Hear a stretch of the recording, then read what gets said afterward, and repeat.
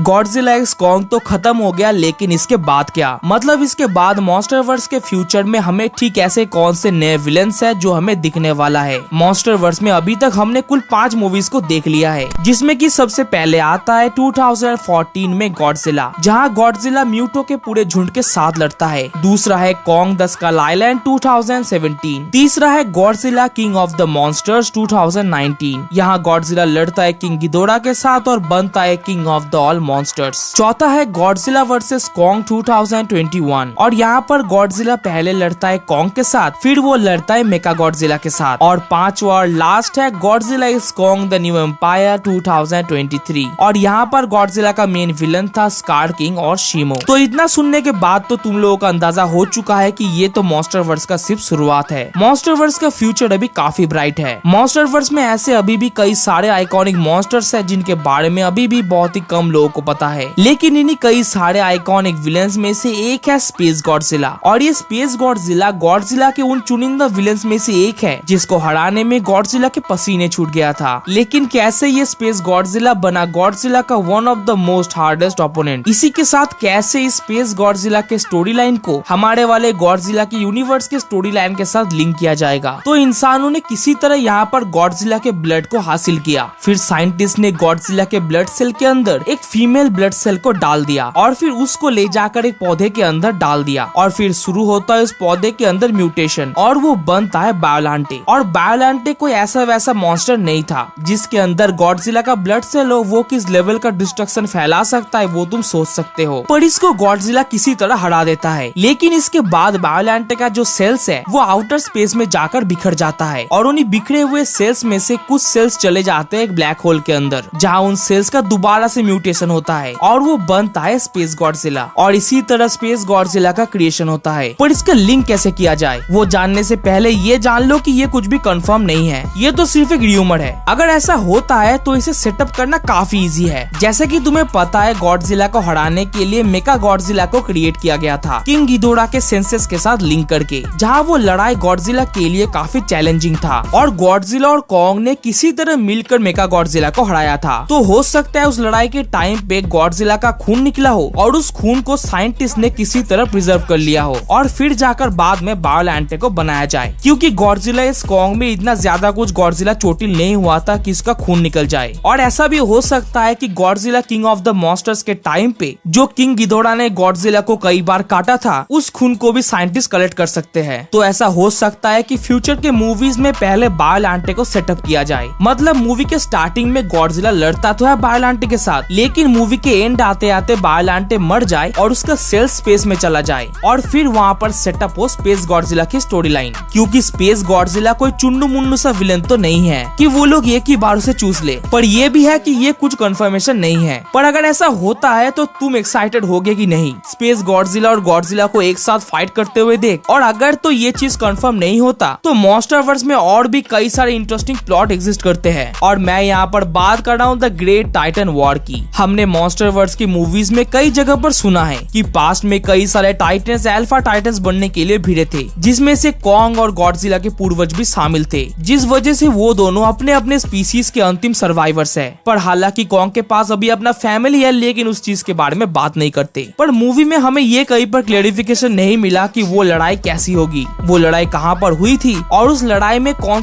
से टाइटन्स खत्म हुए थे। वो सब कुछ अभी भी हमारे लिए एक मिस्ट्री है। तुम लोग बताओ कि तुम लोग इसके बारे में क्या सोचते हो? क्या तुम द ग्रेट टाइटन वॉर को ऐसा मूवी एक्सेप्ट करोगे और एंजॉय करोगे, या फिर तुम किस विलेन को नेक्स्ट मॉन्स्टरवर्स में देखना चाहते हो? ओके, तो यहीं तक थी आज की वीडियो कैसा लगा जरूर बताना और वीडियो के किस जगह पर मुझे इम्प्रूवमेंट करना चाहिए वो भी बता देना और नेक्स्ट किस टॉपिक के ऊपर तुम वीडियो देखना चाहते हो वो जरूर बताना।